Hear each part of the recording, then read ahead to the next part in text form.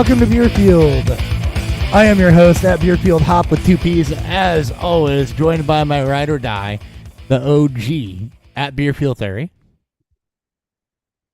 What's up? It's been 2 weeks. It feels We don't weird. It's like normally it's take like weeks off, so yeah. we don't. It's a good thing for those that are, for any listeners out there that are wanting to start a podcast. Don't hesitate to take a break. When you try to do too much, you can burn out quick. You can also go back and look for our burnout episodes. We've done a few, so Yep, and taking time away is a good thing. I promise you. Yep, and we try not to force it too. So I mean, it came last week where we're sitting here with I had a vacation at the end of the week because it's pretty burnt out at work and stuff, and just needed to get away. And we talked it over, and it's like, we can't get it Monday, Tuesday, or the weekend. Let's not force it. Like, we got some built-in weeks in the off season that are either non-football episodes or weeks off or whatever. We've left it flexible for ourselves this year to be able to take basically, I think, 4 to 6 weeks off throughout the off season. So we just used one of those. So good thing nothing happened while we were gone. No, nothing important happened at all. Nothing at all. Nothing. Ryan Miner will be joining us later. He was finishing watching up an NCAA tournament game that we found out about 2 minutes after we were supposed to start. So he'll be here soon. In the meantime, we are going to talk all the free agency news. We got a bunch of NFL news, notes, backlog to get to. Primarily going to keep it on free agency. A couple other things to get to first. As always, though, I'm sure that we have beer. At Beerfield Hop on Twitter, by the way, at Beerfield Theory, at Ryan Miner _FFB when he joins us, and at Beerfield on the Twitter. Let's go ahead and get into a beer preview. What's fueling Beerfield?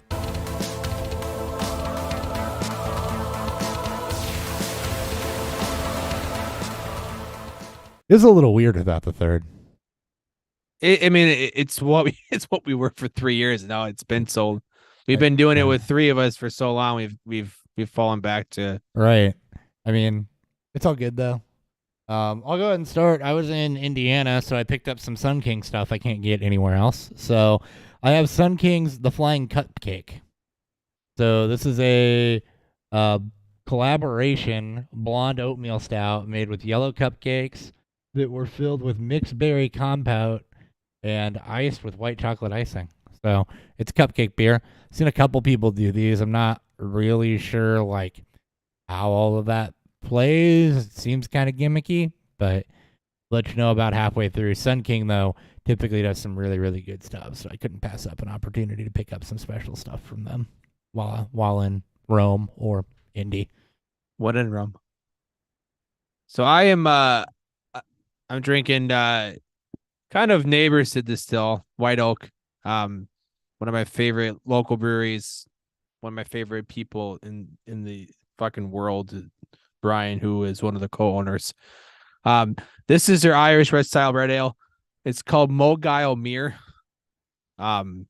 Pretty dope can. It gives me some Amazon vibes to it. Again, it's that time of year, right? We're just a few days past St. Patty's Day, so red ales, Irish red ale, any Irish styles are still within season. It's one of also just an underrated style. I wish, like with Oktoberfest and some other more seasonally appropriate beers, can always last longer and should last longer than it did at given time, but because they're called a certain thing or they're associated with a certain holiday. As soon as that holiday ends, it's like, fuck all, I don't need it anymore. You know what there needs to be more of this time of season, though? And maybe Marzens. We'll see. Well, yeah, year-round October. I mean, right now they're literally starting to be made, so yes. A couple places that do them. That was my joke. There needs to be more Maybachs.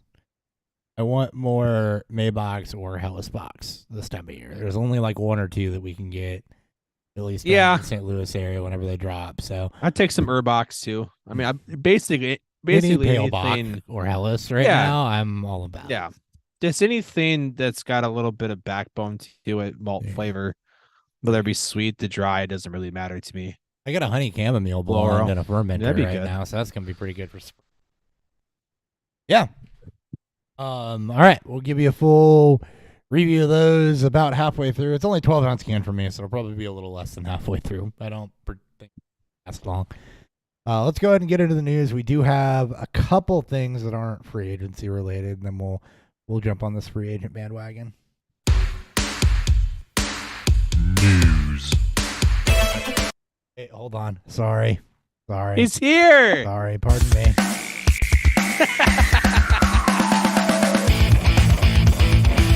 Oh, yeah. Nice of you to join us. What are you drinking? I have Oh Voodoo my- Rangers Danger Beach IPA. So you're drinking New Belgian. New Belgian. Yes. How drunk are you already? I've only had 2 beers. Okay. Not drunk at all. I did have 3 at my pint night, but there are 5%er. So I had some War Pigs with dinner. I had their Ooh, War Pigs are I had good. their Weizenbach. War Pigs is amazing. Sorry, Again, don't go War Weizen. Pigs. War Pigs is the collaboration of 3 Floyds and McKellar Brewing. So Yes, I picked up some of those while I was in India. So. I almost got some. I found the 1 4-pack left of its White Oak. Nice. I was very close to buying some War Pigs because nice. I do love me some 3 Floyds. All right, you're just in time for the news. So really, you didn't miss anything. No, No. well, I'm leaving. Oh, never mind. News.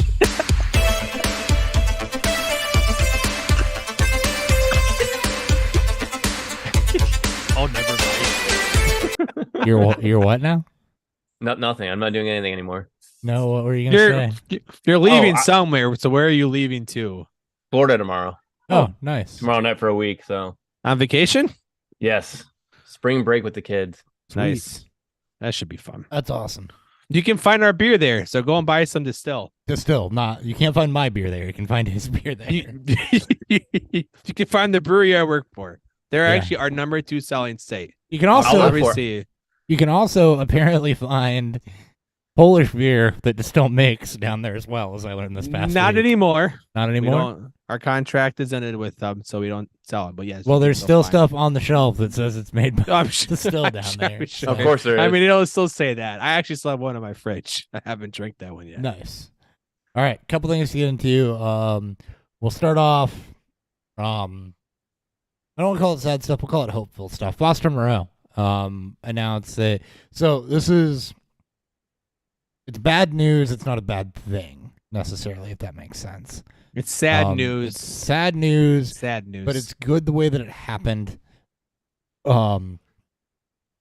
NFL players have a little bit of a benefit of being under medical microscopes before the season, after the season, anytime they're a free agent, during the season, just full workups. And through free agency and just free agency medical workouts, particularly with the Saints. This is also kind of how John Mechie figured out he had lymphoma, didn't he? Mechie? Yep, same thing. Yeah. Yes. Same thing. That's how Mechie figured out that he had lymphoma last year coming in with the Texans through the initial physicals there. Foster Moreau figured out through physicals with the Saints that he has lymphoma. They have caught it. He will start treatment. He is going to miss this season while getting treatment, but they caught it. So all the best to Foster Moreau. We are a Foster Moreau show, not like he's the next big thing in fantasy show, but we've always enjoyed his game, the way he plays, the fact that he's a huge dude, and just as a person, you're hoping for the best there. So good luck to Foster Moreau.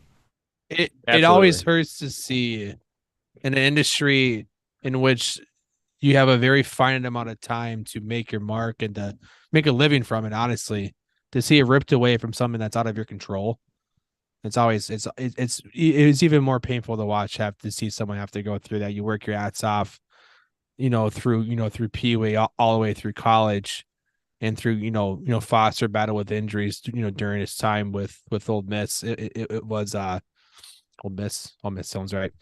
LSU. Yeah, thank you, LSU. Who was the old Miss guy? And was that There's another super athletic guy Was that had Evan to Ingram battle. Ole Miss? No, I mean this is during the AJ. But anyways, falling off track here. It's so hard to have to watch someone have to go through something like that, just given the average lifespan of a pro athlete. People want to get on them because they make so much money. It's look, they have at most 2 years. Was it somebody from Ole And then Miss that's that it. had lymphoma or cancer? No, I'm saying just Injuries? with Foster Monroe, Oh. where he went to school. There's another, it's the same tight end year, same class year. Oh, Dawson Knox was Ole Miss. That was Dawson. It Yeah. was Dawson Knox, right? It was Knox. Okay. Yeah, Dawson Knox. That's right. All right. Non-football related news, but I figured I would shout it out anyway. So, former, emphasis on former, Beerfield co-host Nick Sparts is launching a new podcast. He no longer had time for us, but he's launching a new podcast, so I want to make sure that people know where they can find him. So Nick Sparts, Daniel Book, and another friend of ours, Marcus Rothenberg, who has done voiceover work for Marvel Snap and some audiobooks and actually carved out a nice little niche for himself, which is really cool to see. We're going to be launching an anime discussion podcast. Release date potentially sometime next week. You can follow them on Twitter at The Anime Backlog. You can follow Marcus at MarcusRVO. You can follow Nick at Nick Sparts. The last time I will say that on the show, apparently. I doubt it, but Probably not. that's what I'm going to go with. I'm going to go with the guilt trip. Dan, I think, is at Ava Rice 77. So that's how it's spelled. So be sure to check them out. If you've been missing Nick's voice, that's where you can find him in the future. So I may or may not go on there one time with zero Can you just razz anime him experience the whole time? and just show up. Just show up to their play. All right, guys, I'm here for the podcast. Can we hijack a Zoom invite? You invite me and I'll just make a bunch of that'd White be Lightning so- references. That'd be so good. Can he All still right. get on ours right now? Yeah. Or is he in? So he started his own podcast because I joined this one now, huh? He didn't like it. No. Yes, we're gonna go with that. No, Yeah. he left to finish his degree, just like Steve from Blue's He went back Clues. to school. Yeah. Just Yeah, like he Steve from Blue's Clues in my childhood. Nick left and damaged me. He went to finish his degree. And then he's done and has always been pretty open about the fact that he was going to get back into, that he was open to getting back into podcasting. We just always thought he was coming back here and then we'd format it or kick you out. But I'm kidding. But Wah, wah, wah. he's following another interest, which is cool. Wait, Oh, yeah, that's I mean, cool. he's super passionate about anime and He just is. being around these three. I mean, I'm around Nick and Marcus a lot, so I've met Book a few times. He's always been passionate. They've always been passionate about about anime, and it's I'm super. going to let him know that we gave him a shout out and also razz Nick at the same time. Super excited for them. And I told Nick I can't wait to jump on the show as a guest with no fucking history of anime. I'm not a huge fan of him. Like, do you want someone else's perspective that is very comfortable with podcasting? We've only done it for I don't 6 know what I'm fucking years. doing. So I watched only some done it for a anime year on now. occasion. I've only done this whole podcasting thing for a year. I listen to them all the time. I was like, man, I could do that better. And I'm like, nope, definitely cannot do that better. It's not It's not as easy It's as funny it hearing to looks. people. It's definitely not as easy. Like, I would not be able to do it solo. I'd be God, Jesus Christ. I'm fucking illiterate when it comes to this stuff. So thank It'd be like what is it? Like The Hangover, be like, hello. How about that right in? I mean, it does take a lot, especially if you want to host. It takes certain levels of being charismatic and being comfortable and knowing how to actually host a show and move through it. And Well, there's especially, some. like, you listen Wait, you back have to be yourself. you have to be charismatic to host a show. I know we've been bucking that trend for fucking years, but I've got all the charisma of Kirk Cousins over here. oh my god. Oh man, since the Lamar news have come out, people, Vikings fans and Vikings on Reddit, it's been so good. Ah man, people are like, oh, we're gonna finally get rid of Kirk Cousins. I'm like, guys, I hate to break it to you, but it's not gonna happen.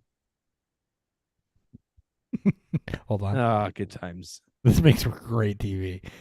Nick said Does. y'all replaced me. I said no, we temporarily filled in. I told Ryan as much. I was just gonna kick him out when you came back. It's not our fault. Yeah. It's not our fault that we never got a commitment from him. All right. So maybe you should have hired an agent and you wouldn't have gotten. I'm just a replacement right now until Nick's ready to come back. Nick's actually Lamar Jackson in this case. He should have hired an agent that could, that could have dealt with us during the tampering period, and he would have actually been able to come back onto the show. You mean unlike the guy that is not licensed by the NFLPA that may or may not be negotiating on Lamar's side? That shit's getting weird, right?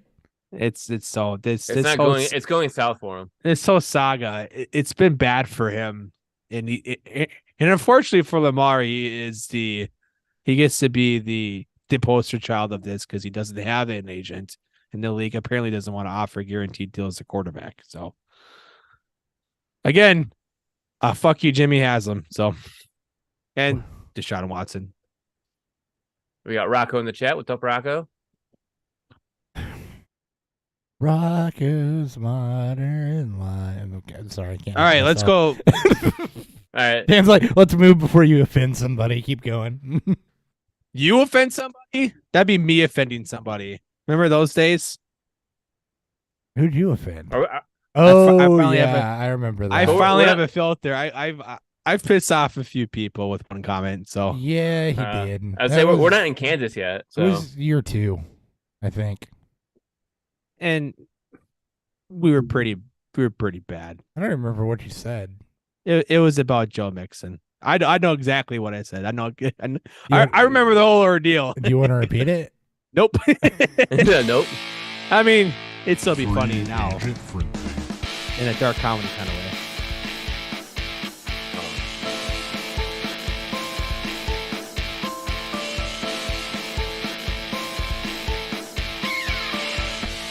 All right, I was going to go by team, but then figured that was way too hard to follow on spot track, so we're going to go by position again. That was perfect. We'll just start at the top. We already talked about Derek Carr. That happened last go around. Did we already talk about Garoppolo? I'm trying to remember where we left We did off not. last time. I was thinking the same thing. We Okay. did not talk about Garoppolo. though. Okay, so Derek Carr was the only one that had signed so far. No, Heineke had 2, I think. All right, we'll start Where with did Carr. Heineke? No. Wait, where did Heineke go to? Atlanta. That's right. He did go to Atlanta. Yeah. that's I right. He thought we did. talked about that last time too. I think the only one we talked about of any real noise was Carr going to the Actually, Saints. why am I guessing? I have the notes. Anyway, let's start with Jimmy Garoppolo. I'm pretty sure we didn't talk about Jimmy Garoppolo. We did not. We did not. So Jimmy Garoppolo goes to the Raiders to replace Derek Carr. At least initially, it is a 3-year deal worth $72 million, $45 million guaranteed, 33 That's guaranteed at signing. It's a nice bridge deal, I think, looking at it, compared to what Derek Carr got at from the Saints. So It's always been Huge. a dumb move. The Raiders need, I don't know, tank. You play they are one- tanking. This is a bridge This type is- of deal. He's gonna win him a couple. Like he's gonna win He's going him to win him a couple 2 more or games 3 than more they want to games than win. they should, and they're gonna keep being in the same 6-11, 8-9, 7-10 spot, and never But get they- a quarterback that can compete with them or help them, and just keep. But they being can be the out of same it after fucking this team. year. I mean, they should be. They Maybe can be. Garoppolo will be in the. I mean, if they decide to go that route, but then you're just prolonging the inevitable, right? It's the Saints all over again. It's the Colts all over again. It's the Vikings all over again. You're just prolonging the inevitable. That's going to happen. We didn't talk you know, about Taylor Heineke. We talked about sorry. So much I care about Jimmy Garoppolo to the Raiders. Moving on. All right, No, Taylor yeah. Heineke. the Raiders are not shaping up to be something that I like for fantasy football purposes next year. The Jimmy Garoppolo signing is uninspiring. There's no upside to that. It's a bridge quarterback. I don't like the way McDaniels is constructing this roster, and this is not lining up to be something good. Now, Garoppolo is fine in a system like San Francisco where you have a good run game and elite defense. He can game manage fine, and he can even make some plays if you need him to. But this is a lateral move. And I don't think it's a lateral move. I think it's a better move. I think it's an increase for Garoppolo over Carr. I mean, it's not like a massive one, but it's definitely an upgrade over Carr. I'm going to check that. Yep. So bear with me here. Derek Carr. I mean, I'm also looking at it based on the contract deal, based on what you're paying Jimmy Garoppolo over what Derek Carr has now. Well, contract deal, sure, but I'm talking on field play for fantasy and the weapons around him, right? I think Jimmy Garoppolo and Derek Carr are very similar. They are. They are. That's what lateral move means. And Garoppolo's gonna end up fucking killing. He's gonna end up killing Garoppolo, Adams or somebody out there because he likes to sail the ball high over the middle. Somewhere out there, George Kittle is secretly happy he doesn't have to worry about Garoppolo throwing him the football when he's running across the route. Yeah. It is a little better actually it's pretty decidedly better looking at last year for Garoppolo. Jimmy went 7-3, Carr 6-9. Carr 200 more attempts. Garoppolo full 7% better from a completion percentage standpoint. Rate of 103. Of course, he had Kyle Shanahan scheming for him. Longs are about the same. What about touchdowns? Interceptions, touchdown-wise. That's offensive base. That's not really going to be it was on the quarterback. 24-16, but Carr had 200 more attempts for 8 more touchdowns, so that's probably about the same. Interception rate, edge Garoppolo. Yards per attempt, edge Garoppolo. Air yards per attempt, Garoppolo. So, I mean, it's going to be also interesting to see, though, how much of that for Carr was offensive scheme versus, what Garoppolo had with Shanahan, who we've seen game plan just some masterful stuff. All of Carr's numbers last year, other than the touchdown rate, were down, and not down by a small amount, moving to McDaniel's offense. So, overall, I don't know that it's a scheme upgrade for Garoppolo. It's not a coaching upgrade for Garoppolo. He doesn't have the weapons or the team around him. I don't love it. I will say this: at least he plays in a division in which he's going to be asked to probably throw more. They're going to be playing, from behind more. Obviously, he's going to get the Chiefs, Chargers, Broncos should be better this year. They're playing a bottom, tier schedule in terms of the AFC opponents, right? He's going to get, the worst of the worst, but overall, that team's still going to have to throw to stay within these games, which should help at least add some more pass attempts to it. But I mean, just how much, right? Like, he doesn't run the football a lot, so you're not going to get rushing production from him. You have an aging Adams, you have Myers and Renfro who play the same role. You traded away Darren Waller, Frost Monroe, who I thought was on the team, was a free agent. He's gone too now. You have no tight end. I don't know what the draft picks. I said what I said. Austin Hooper. I said what I said. No, I'm kidding. Again, just Holland don't care about Austin Hooper too. It's not an offense I'm excited about. And in fact, he doesn't really stay healthy, right? You're downgraded an offensive line too, moving from the Niners to the Raiders. You're downgrading it almost everything, moving from the Niners to the Raiders, other than your wide receiver one. I mean, Jacoby Myers and Deebo Samuel, that's for 2. I'm considering Ayuk the one in San Francisco. And Matt Collins went to Atlanta. They don't have a second receiver. They have 2 slot receivers and Adams. You have an aging flanker who's great, and then 2 slot guys. Yeah, Myers played 53% of his snaps out of the slot, so he did move outside some, but it wasn't a lot. Oh, Philip Dorsett too, 3 slot guys. Oh, great, fantastic. So they'll have. Oh God. It's Austin Hooper and OJ Howard. Damn it. OJ Howard's there. Yeah. Revival. Yeah. Revival, baby. Here we go. There you go. I really have Austin Hooper at that God damn it, it's coming. We're just 6 years late, right? Take OJ Howard cheap. I'm totally kidding. It's gonna be Adams tight and 7. It's Adams and Myers, and that's it. Myers at least has the familiarity with Josh McDaniels. This is good for Josh Jacobs. With the Patriots. That was very good for Josh Jacobs. Should be. And maybe Brandon Bolden too, because Brandon Nothing Bolden's changed probably, also right? there. Well, somehow. Vegas can also improve that offensive line too. So with pick 7, I mean, they can get one of the top offensive linemen in this draft based Fuck, on. they can do anything. They can do They, anything. they can still go quarterback. They can trade back, which I think is what they'll do. And find some team wanting to trade up for Levis or Hooker. Please not the Vikings.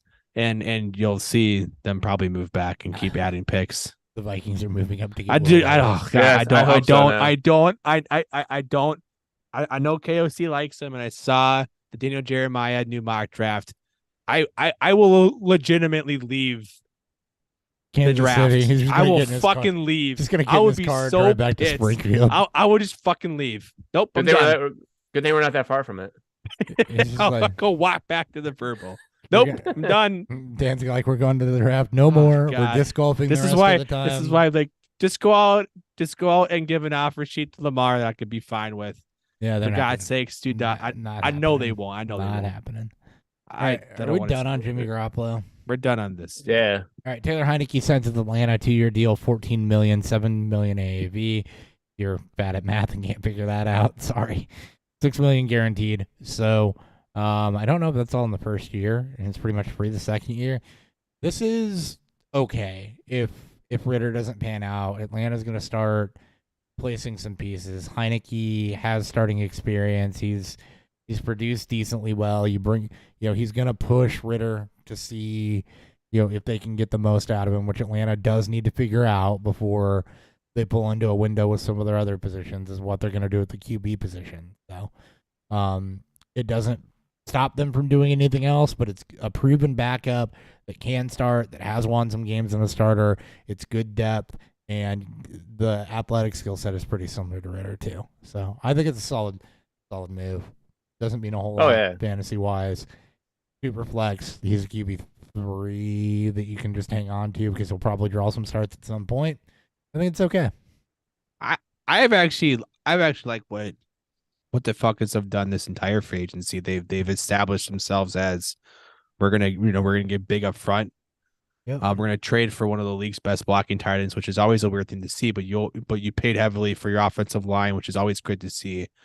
And this doesn't necessarily, omit them from going quarterback this year. No. It could, but I don't think they will. I don't think they will either. I think they'll end up trading back. They're in a better position than where the Raiders are at for that pick.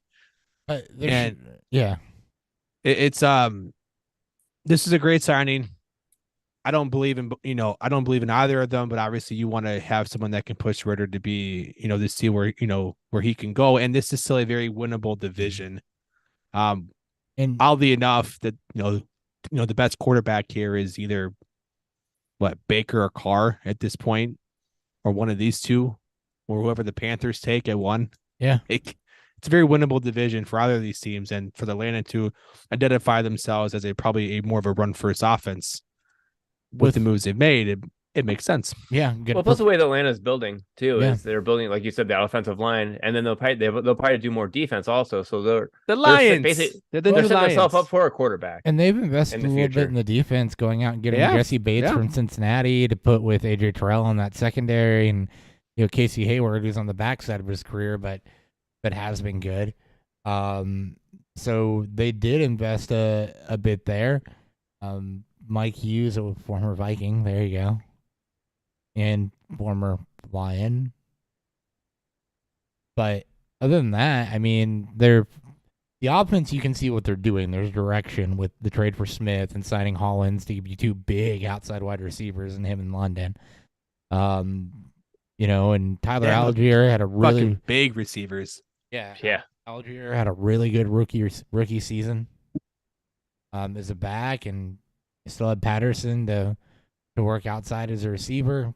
It's a winnable division. I don't know that they're going to put a Super Bowl team together, and they don't need to, but it's a winnable division. So you can sell the idea to your fans that you can be, competitive and still be in a retool rebuild. Yeah. You can be 8-9 to win this division. Yeah. I mean, you could. It's what the Bucks could be. Was that what the Bucks were last? Were they 8-9 or when they won it, or were they 9-8? They're 8-9. Then they were 9-8. Well, they're 8-9. Were they 9-8? They're 9-8. I don't remember. On a look. It's going to be just as bad as last year, if not worse. I thought they were under 500 for the first time in Brady's career. That could be. Yeah, 8-9. There's the first. Lamar could go to Atlanta too. I've seen a Yeah. lot of rumors of that too. I have too. And they have the capital and the pieces to get it done. 8-9 for the Buccaneers. Yep. Wow. True NFC South fashion there. Andy Dalton to the Panthers. That doesn't mean anything with them moving up other than here's a solid backup and they don't have to re-sign Darnold. Here's veteran presence. He is literally the guy he's doing the same thing he did for Chicago. Yeah, and they didn't re-sign Darnold, so 2 years, $10 million, $8 million guaranteed. So just little. Here's a backup deal. Go be a mentor. Stidham to Denver doesn't mean much. Wilson backup fodder. Brissett takes over for Heineke in Washington as the guy that I guess is going to back up or push Howell. Or push Howell. Push Howell, yeah. For now. It's a bridge. It's a bridge he move could here, start too. He can find himself starting. It's not like Howell's that good. He could. Mike White to Miami. This is a good move. Good NFL move for the Dolphins. With Tua in the concussion history and the Dolphins being all in, they needed to upgrade at the backup quarterback spot. Some of the injury history with Tua. I think Tua has shown that when he's on the field, he's more than capable. But they needed to get better at the backup quarterback spot, given what happened with Tua last season, and that ultimately ended up costing them in the grand scheme of things not having a better backup. So I think that the Dolphins going out and getting Mike White here, who keeps your passing game pretty nicely in check should something happen to Tua, is a great move on their part. 2 years, $8 million, solid deal for White, but I love this move for Miami. This is an area. We don't think a lot about backup quarterbacks. Miami is an area I looked at and said they need to improve at the backup quarterback, and they did. And Mike McDaniel can also do that too. Like he can improve Mike White more than what he already is. I mean, look what he did with Skylar Thompson. Yes, that's true. So that enough right there will tell you that he can. Mini he can Shanahan. He can fix Mike White. Yeah, it's all about. It's literally all scheming an offense. Like fine tool him. Yeah, well, it's about fixing. It's about him. You're basically just scheming an offense to to maximize his strengths. Mike White is beautiful the way that he is. The statue that he is. It's like a Greek statue, except not as impressive. Oh, it is. Case Keenum back to Houston. Okay, we'll see. They're gonna draft someone. Cooper Rush back to Dallas. Yeah, I do. Yeah. Marcus Mariota goes to Philly to back up Jalen Hurts. This is another really, really good move. 1 year, $5 million. Great good backup fit behind Hurts. Good fit. Yep. Sam Darnold to San Francisco. Another good move. If somebody can Brock get Purdy's not going to play. Not going to start. Brock Purdy's not gonna be ready to open the season. So yeah. Yep. That's gonna leave it on Trey Lance. This isn't a Trey Lance slander show, but he's still not got anything under his feet as far as track record goes in the NFL. And San Francisco seems to have bad luck at the quarterback spot as far as injuries go, for whatever that's worth. Oh, yeah. So, it's Dave rough, man. Oof. If anybody can help Darnold get it right, it's Shanahan. Yeah. So it's a 1 year deal. See what he can do. If he gets the chance to show up and show out a little bit, cool. I like the move for San Francisco, too. It's a competitor that gave themselves quarterback depth. Yep. PJ Walker to Chicago. To get fit to back up Fields. Yep. Drew Lock back to Seattle is the backup. They must really, really like. I mean, how do There's something there. They must really like both him and Geno signed friendly deals for both. Like, how do you not super like friendly Drew Lock? deals? Also, if you're Seattle, you want to keep Drew Lock around. He's the future.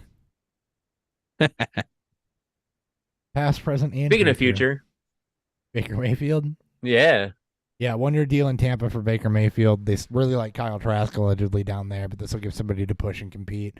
Again, in a very winnable division on a roster that's still decent around him. I still think Trask should start. The same situation we talked about with Seattle and what we did with Denver with Really? Locke and Flacco. You I don't think know they what go- you have in Trask. Look, I Trask is shat on Josh Allen. Hopper knows. I Hey. shat on Josh. We all shat on Daniel Jones. Look, I just still because shit we on know these Daniel guys Jones. probably. I know. We still do. Look, it's we know who Baker is. We absolutely do. I don't think Todd Bowles or whoever the new OC is going to be in Tampa, is going to fix Baker. Todd Monken, I think, is the new OC in Tampa. No, Todd Monken's in Baltimore. Oh, is it? Yeah, my yeah. bad. Hold on, I'll figure that one out too. Look, I don't think Trash is very good. I don't. The show has never felt that way. But we know who Baker is, and Baker is going to win them enough games to maybe push the playoff run in this bad division. Win them enough games to take them out of any legitimate contention for a quarterback spot. Playing Trask is it's a win-win. If he's good enough, you have something. If he's bad, then you're in a good spot. It is Dave. I'm not a Trash truster. Rock, I'm not. I can't stand Kyle Trask, but I Me could be neither. wrong. Like, I'm not fucking It's- perfect on this. It's a Dave Canales. Dave Canales is the offensive coordinator there. Where's he from? He was the Seahawks quarterback coach. I mean, That's not a bad development. fucking Geno Smith You know, had his fucking career year, and Drew Lock really likes it there. So I don't think mean, any it of could us be are- worse. crass truthers, but the Bucks are in this bridge position where you have to figure out what you have in your guy. So I agree with that from the fact that of That's what my the- only standpoint. what they is said in the from there. media, that they stayed loyal to him, that they drafted him for a reason. They were prepared to roll with him when they thought Brady was retiring before last season. So they're going to be prepared to roll with him again. And you have Baker there as an insurance policy. Should Yeah. it not work out? But you do have to see what you have in Trask. And, you know, I don't think it's going to be great, I don't either. but I think But you Baker's got to better. see. you got to see. I mean, you but have gotta, to I mean, know. I think the preseason Baker will is tell probably us what we need better. to know. Baker's better probably now and what we think he is. But is there what more we do know potential is there in that Trask? there's no long-term run with Baker. Ryan, I'm one of the biggest Baker truthers. Hopper knows you know this. I Me love too. Baker. Yeah. Whoever I do for love too. Baker. But I know what he is now. Right? He's broken. He ruined himself. The Browns ruined him. It doesn't matter. At this point in his career, we know who Baker is. And he's going to be But a really good bridge quarterback for the rest of his career. But the Bucks are in a good spot to still see what Trask is, and still, either put himself in a position to compete for a playoff run because of how bad that division is, or if he does suck, you can at least put yourself in a spot to get an improvement for quarterback next year. But I know with these head coaches and these GMs that they're all in a win now mode, so I get it. But Yep. I think Trash should get the first run at this. I personally do. Do I think he will? No, I think he'll go to Baker, but I think he should. All right, Nick Mullins back to Minnesota. Gardner Minshew to Indy, who would be the starter if Love the it. season started He today. is a starter. What more do you need? Nothing. You got guard. Yeah, He's- Minshew mania time. Let's go. He's the same as Baker, but they haven't drafted the quarterback yet, and there's no one behind him that He's should not have the that same spot. as Baker. He hasn't failed as much. He hasn't been given a chance to fail or succeed enough. Nah, there's a chance. He Depending was on on what a dumpster fire in Jacksonville. So I it mean, come wasn't on. totally his Indianapolis fault. has a fourth pick right now. It's like, why would you take a quarterback there when you have Gardner I think Minshew now? I think they're going to also trade out too. I think they'll also try to trade out. This is a steal of free agency right here. I mean, $3.5 million for a starting quarterback. Come on. Yeah, that is a steal. And honestly, like, it allows them to go. I'm not joking Yeah. either. Like I would like you could start him. Like No, you can't Build start him. around I, that. I, Yeah, no, I agree with that. We all agree with you, bud. We're all with you. Nobody thinks it's we're all Minshew hyperbole. show. Like we're Yeah. a Minshew show.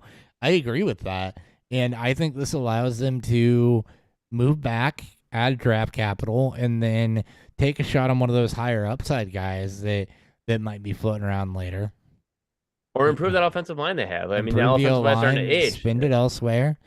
If it doesn't pan out, then you get another high pick. But I mean, look, if they like Levis, which I've heard, I don't want Levis starting year one. I want Levis going want Kyle. Minshew. I want Levis going. Levis start at all. I want Levis going to Kyle Trask route and So- put him on the bench for the first year. Minshew He allows keeps you to do slipping that. in mocks. He do. I mean, They should be. right now he keeps slipping. He was a top 10 lock for Levis, and he keeps kind of slipping. I think the industry people are finally catching on to what a lot of us were. But he's I not. think He should not I be think a Chris top is 10 pick. Chris's message got out to everyone, and it became viral. Baby giraffe deer in headlights. Yeah, I hope so. Yeah. Rock, I don't think AR is going to make it to Indy at 4. I think Indy would have to trade. I think we're going to see 3 quarterbacks go top 3. Now, if he did, that's another move that I like with Minshew. That there, would be though. fantastic. Yeah, I would love that too. That with Minshew there I is wouldn't. the best that you could hope for is, Anthony Richardson landing with Minshew to where he can develop to the NFL game. And it's exactly like, look, Anthony Richardson's exactly what we had hoped for last year from Malik Willis. It's exactly what we liked out of Trey Lance the year before. So let him get somewhere where he can develop the otherworldly skill set that he has and not have to worry about starting or carrying the pressure of the weight of a team. Could he start and win some games year one? Yeah, absolutely. But does he need to? Nah. Minshew allows you to take it slow with him. I think that's the best possibility for the Colts is that they somehow end up with AR. I still want AR to go to the Lions, but No. that's fine. You can get rid of Goff. Goff's not your future, but fucking AR to the Lions just to see Ryan crumble, and then for me to cry because I have to deal with being a Vikings fan of having to watch AR and Justin Fields kill us. Yeah, I'll just be waiting outside the stadium for you, and we'll walk back to the Airbnb so together. Good. Let's go. It won't happen, but all right, that's it for that. Hey, can I do a beer review now? Because I'm almost. Dude, I'm almost out. Yeah, same here. I want to keep drinking for this. We're gonna do an early beer review. Beer review.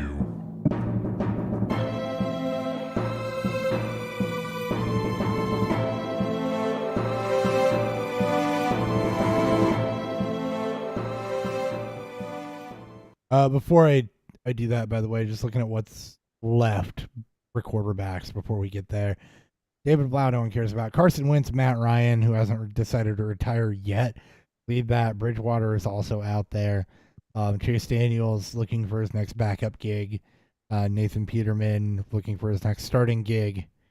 That's Jesus Christ. Really so there's no quarterbacks left to talk about. Perfect. Beer review and running there's backs. really not. Wentz and Ryan, Nathan Peterman, if he keeps playing, are still the two that are left. Running backs are pretty quick and easy too, with very little movement. Yep. All right. Some. I'm gonna start so that I can do my normal pour another beer.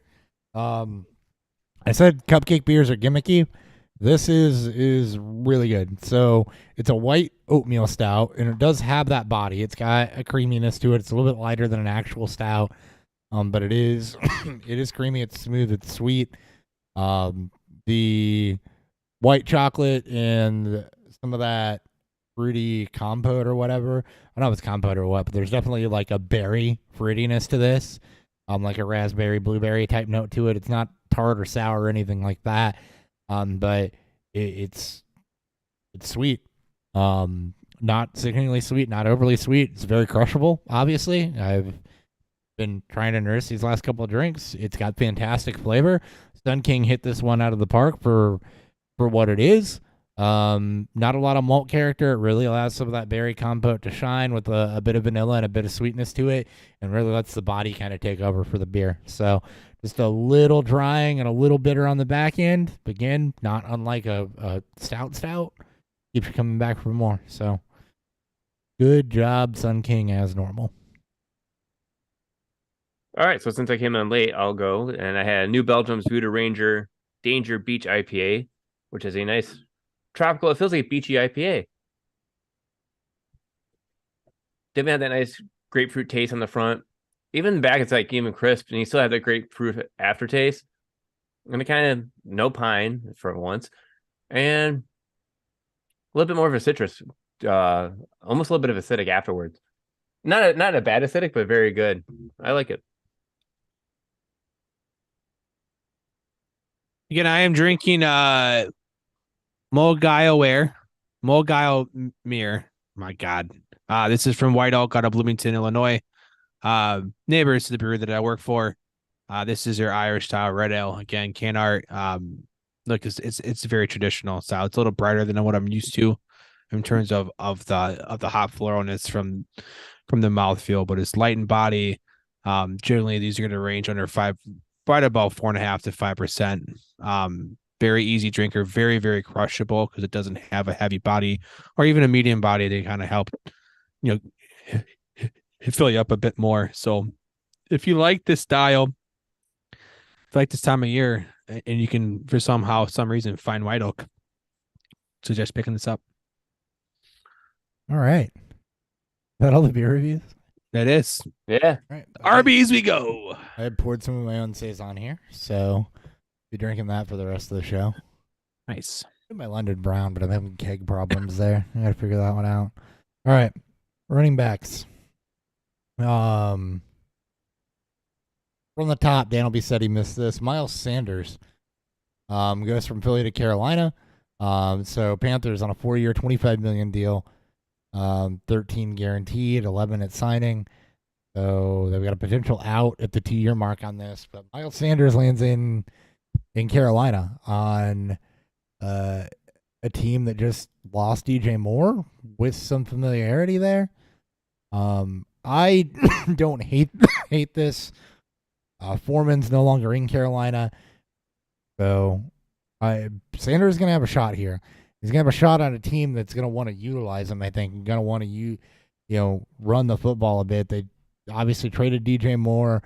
We'll get to the Adam Thielen signing here in a little bit. I like the Miles Sanders landing spot. Chuba Hubbard's the only other thing there to really threaten him. I think this is good for him, especially showing that he, in a rotational role, he could stay healthy and useful last year. It's good for. Go ahead, Dan. No, Ryan, go. I say it's good for him, but like, there's nothing around that team. Like, there's no more DJ Moore. You don't know how that offensive line is. Like, that team's built more like defensively strong. So now with this additional piece of Miles Sanders, it's like they have to build that offensive up just to make it worth it, because or else he's just gonna be a high volume, and you hope for the best, because he hasn't done much ever since his rookie year. Like, his stats have been going down year after year. So, outside of last year, where he had the 11 touchdowns. They did sign Hayden Hurst, who was solid. That's not a game changer. They have Adam Thielen. We saw Terrace Marshall start to do a little bit. They do have Laviska Shenault, and there's rumors of DJ Shark possibly signing there could too. Attempt to unlock DJ Shark, and right now they control the draft. So for Panthers in a really good spot to put something together that no one was expecting them to do in just a year. You have a strong defense. You have your franchise left tackle, which you took last year.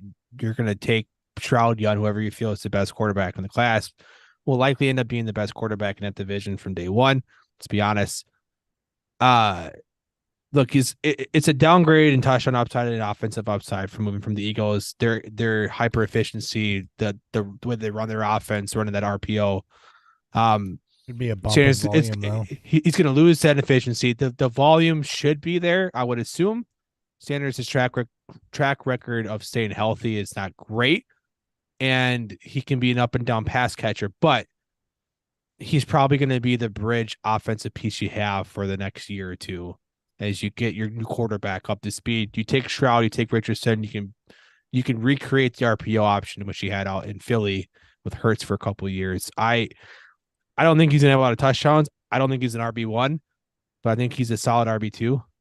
And I think he's higher volume. As long as he stays healthy. He's a volume-based RB2. He's a volume-based. he is. And we've seen him chunk off plays. We know he's athletic. We know he can turn the corner and really gain those chunk plays. The offense ain't going to put up a lot of points, as much points as he had in Philly. So we know the touchdown downside. So I got a philosophy discussion for another show. What's that? RB1s. Of who they are, or just yeah, well, I feel like the landscape and the methodology behind RB1s and what we think they're going to be and what they actually are is creeping closer and closer to kind of what you get out of tight ends, but a heavier version of that. And what I mean by that is that, like, tight ends are guaranteed 1 or 2, so running backs are guaranteed maybe the top 5 to 6 guys up there. But it seems like you're always going to have one of the top 3 that completely underperform. You're always going to have 1 to 2 of the top 8 that end up injured. And these high-end RB2s do become, RB7 to RB, 14 or so. That the position is obviously it's a very volatile position. Yeah, I mean, as someone put out, I forgot who it was. He's a big injury guy for the fantasy Twitter community. Running backs in general are injury prone. It's the style of the position, and even as more teams have gone the committee back roles, the grinder backs, which is what Sanders would likely play because he's got the size, and he's had that role since They he's do been well. in Philly. They do well until they get hurt. If Sanders can regain the efficiency he had as a pass catcher back in his rookie year, yes, there is some back in RB1 upside to it. And we've seen bad offenses with the right style of quarterback and offensive scheme that can definitely produce high-end rushers. We saw it from the Bears last year. We see it from Baltimore since 2018. It's definitely possible. But the philosophy is definitely changing as more teams are becoming, I guess, more knowledgeable that running backs weren't as valuable. So they're taking them later and later in drafts and just deciding to build more committees or finding just more specific roles for these guys. That could definitely change. Okay. And yeah. But anyways, yeah. But last season, like Miles Sanders had 259 carries, which is a career high compared to his rookie year where he had only 179. And he never saw anything higher than that until last season. So, like, are we saying he's going to be a 200, 215, 220 back? I think that's in pretty that- much what I think in running that backs are offense, now. yeah. I think he will. I think he'll. I think. As long as he's I think.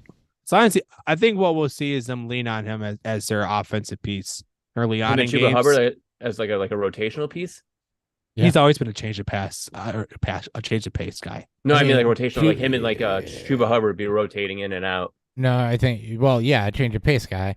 But, I mean, Chuba couldn't beat out Foreman. So. They're still going to go running back in the draft. They're still with the very minimal picks have left. Well, Foreman's in probably Chicago, insurance. so he doesn't have to worry about Yeah. picking him out. Yeah, it was more of an indictment on Chuba than it was anything. Well, Chuba And- indicted himself with that. I don't And like, then, like, I don't like last year Chuba or Hubbard, two. so there's that too. But And then like Miles Sanders, like I'm not trying to knock Miles Sanders. I think he No, has you're playing devil's possibility. advocate, so But I like his appreciate it. receiving game keeps going down too every year, like since his rookie He's year. not like, he's not good at it. That's the problem. He's but not very good here's at it. here's the other problem though, and here's my argument, right? Here's what you had outside of RB14 last year. So the RB14 was Najee Harris sneaking into the top 12 that wasn't really being, sneaking into the top 12 that you didn't feel great about. Aaron Jones was a top 12 running back. Ramondre Stevenson was a top 12 running back, which most people didn't have pinned. Jamal Williams, because of the touchdown upside, was a top 12 running back. This is half PPR. 17 touchdowns. Tony Pollard was a top 12 running back. And then Najee Harris was the RB14. Sanders 13, Mixon 12. Going beyond that, though, like you get any beyond that 14th spot, it's a crapshoot.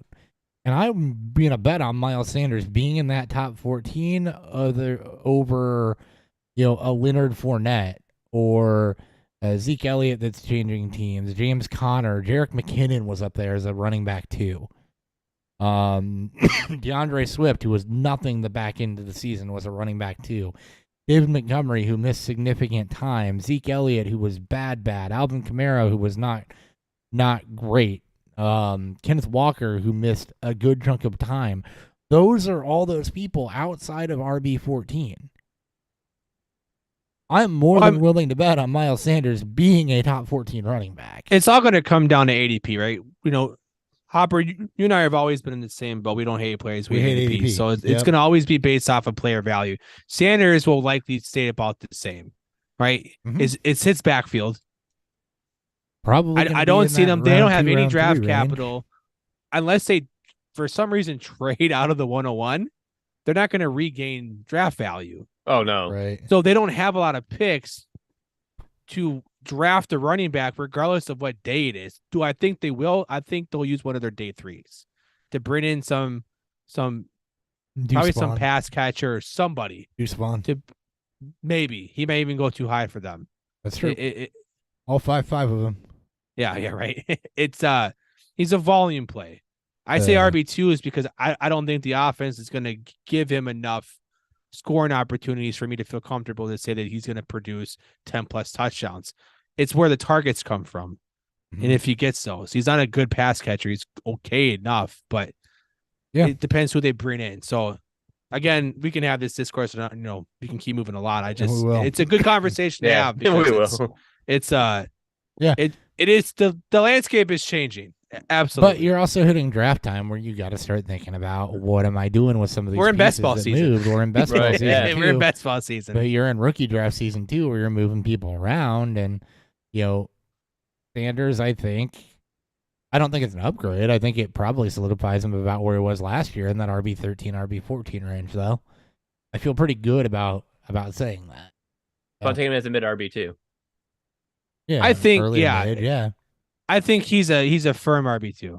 Whether high, mid, or low, that could also mean he sits low on RB1. Yeah, Health is a big your low thing, too. RB2s are the guys that were like hyper efficiency fluky guys. Your high RB2s are the guys that got volume. So Yeah, Either RB1 way, we're upside. so drafting Miles Sanders as if he's going to produce him a week in to week out because Oh, there's yeah, no absolutely. competition in that backfield. All right, next one. next three guys landed interestingly. David Montgomery takes over for Jamal Williams with DeAndre Swift in Detroit.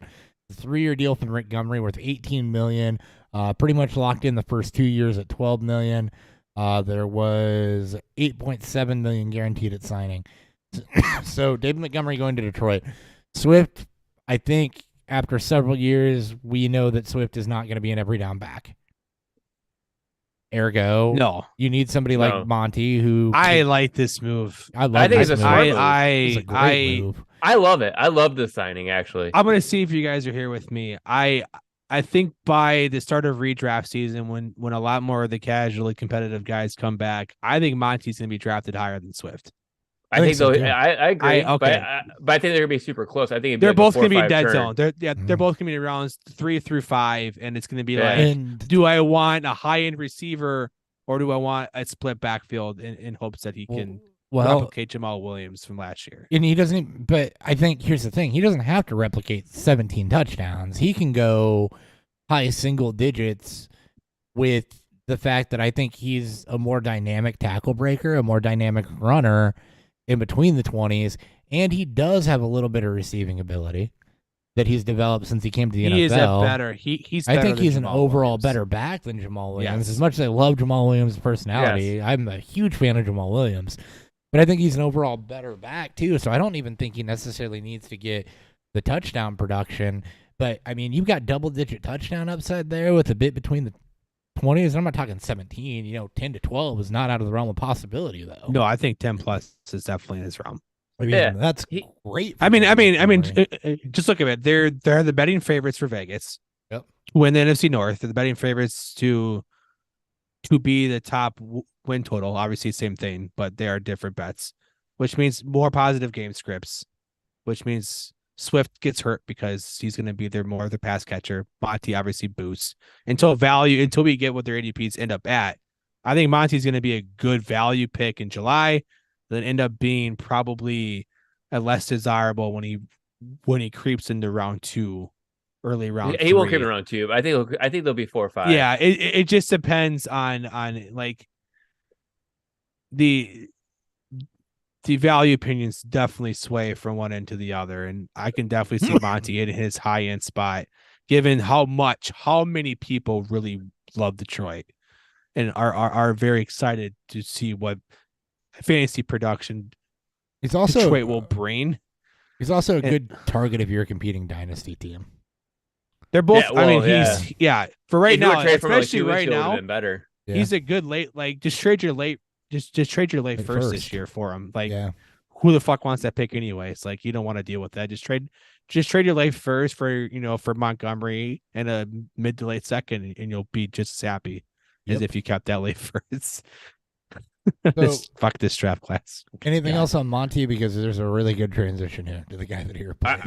I love this just because he's the tackle breaker that Javonte Williams wasn't really, or not Javonte, but Jamal. Jamal Jamal Williams. Williams, yeah. And like he can handle the workload where DeAndre Swift is better. He's the elusive one that is good in open space, explosive. He has better explosive, but he can do it with less. So I think this is a nice, like I call this like the new like thunder and lightning. Oh God, it's good. Love it.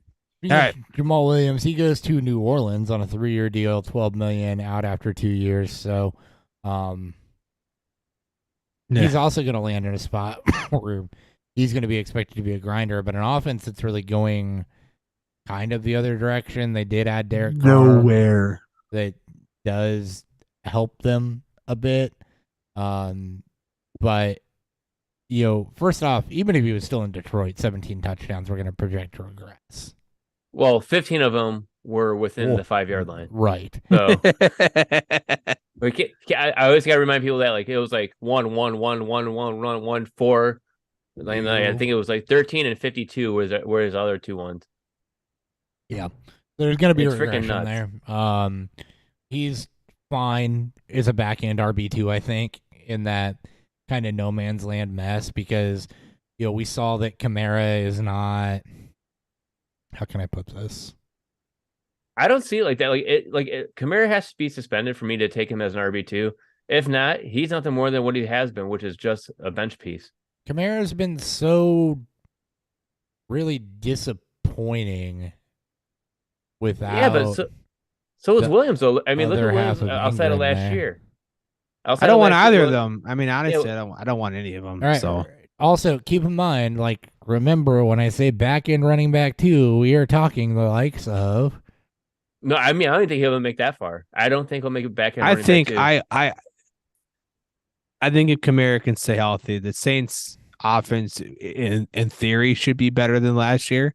I think Derek Carr is better than Andy Dalton. All right. Sorry, I know, hot take, my bad, but yeah, no. It'd be great to see a Kamara and Ingram type offense again, but I don't know if we see that. Gonna get. So your back end RB2, when we talk about that, you're talking David Montgomery, who missed time, DeAndre Swift, who missed a good amount of time, Jerick McKinnon was a back end RB2, James Conner, who missed 4 games, Zeke Elliott, who missed time and was highly unproductive. That's what you're talking about to be a back end RB2. Yeah, how many touchdowns do they all have? I don't know. I'm not staring at that, but I guarantee that none of them were anywhere near the double-digit mark. I thought Zeke was around double digit. I don't think so. Zeke was high. Was Zeke higher? Zeke had to be higher than back in 2. Zeke had to be at least a mid RB2, if not higher than that. Zeke finished. Hold on, half PPR. I thought Zeke had 12. 2, 3, 4. Yeah, Zeke had 5, 12 6, touchdowns. 7, 8, 9, 10, 11, 12, 13, 14, 15. Total points. 16, 17, 18. He was 19. He's RB19 in half PPR. Yeah, so mid 2.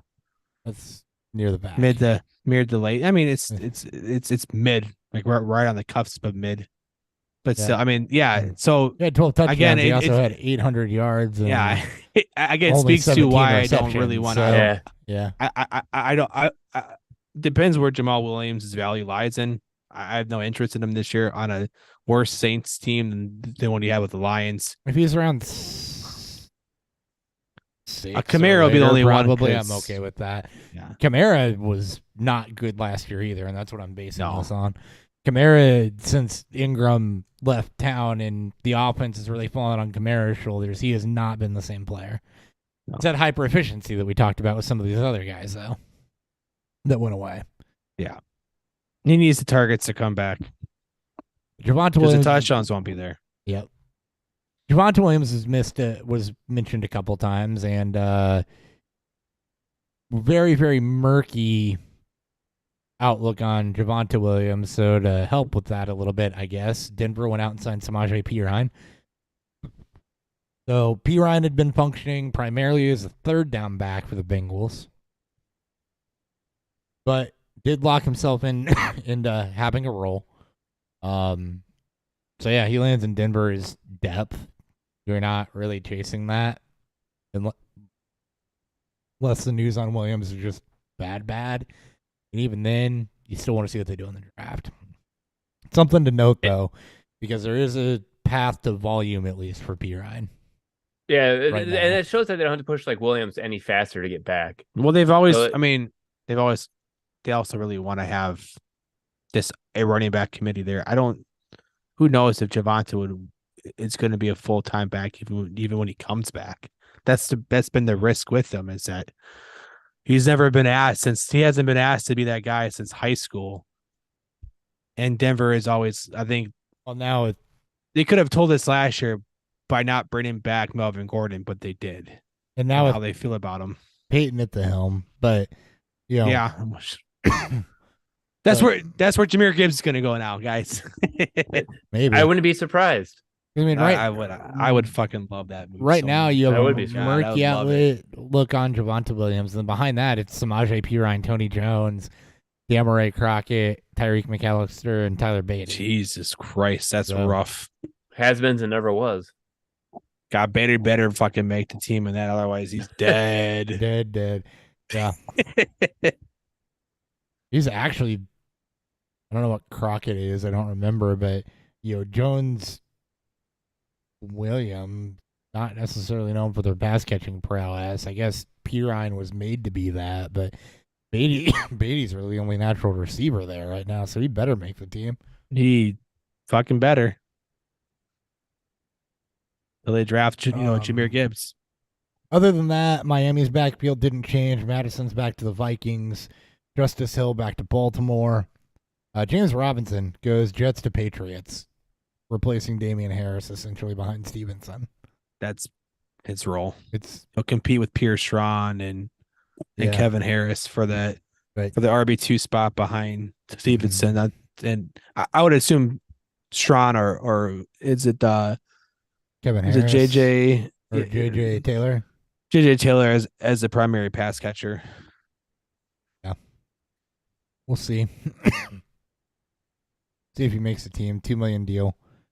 1.7 in dead cap if they got him, so nothing really. Yeah. Travis Homer to Chicago, no one cares. Mike Boone to Houston. Devin Singletary to Houston. Singletary is at least mildly intriguing with Dameon Pierce. I don't know that Pierce is a ton better than what Singletary. It's a battle of towards mid. Last year. It's a battle of mid, exactly. On a bad offense, and Singletary is going to do just enough to be annoying.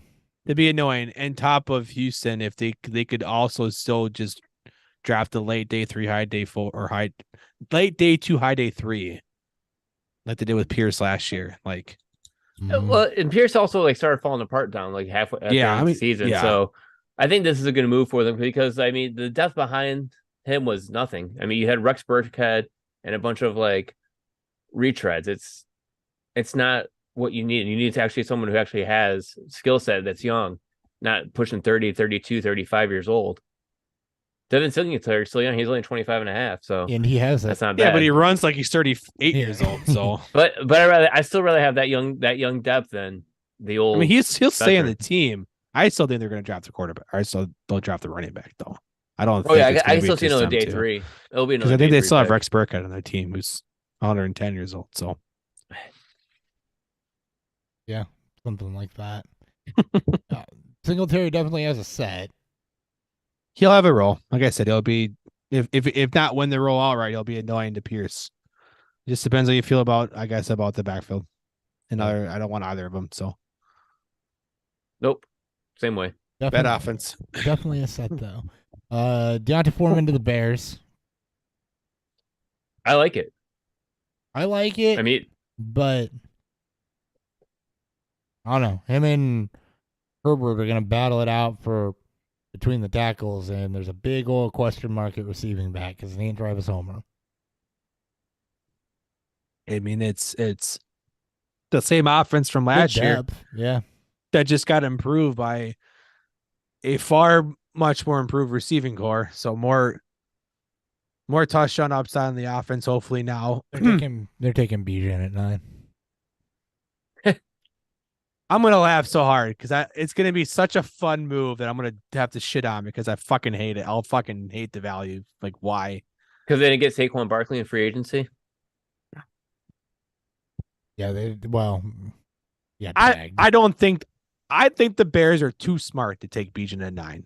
I will give Ryan.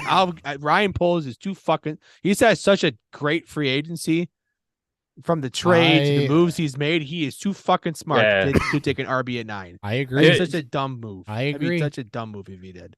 I agree He's- entirely. They're Yep.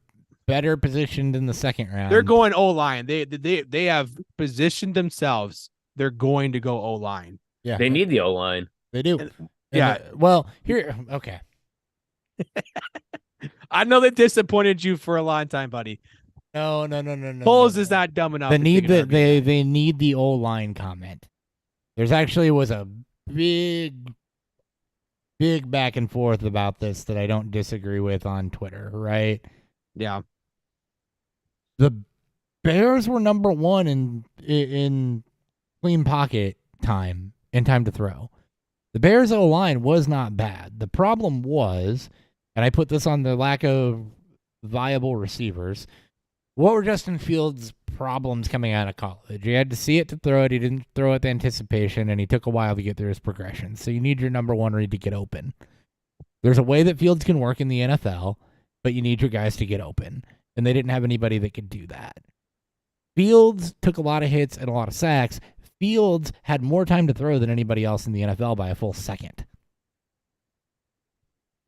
I don't think it was the O-line not doing their jobs, and I don't know that the Bears necessarily need to massively improve along the O-line. I think they needed to massively improve the receiver position, and with the weapons that you have available to Justin Fields to actually allow them to separate, get open, him to see that, and him to utilize that, because that's his weakness, and you got to mask his weakness. That was his weakness coming out of college, too.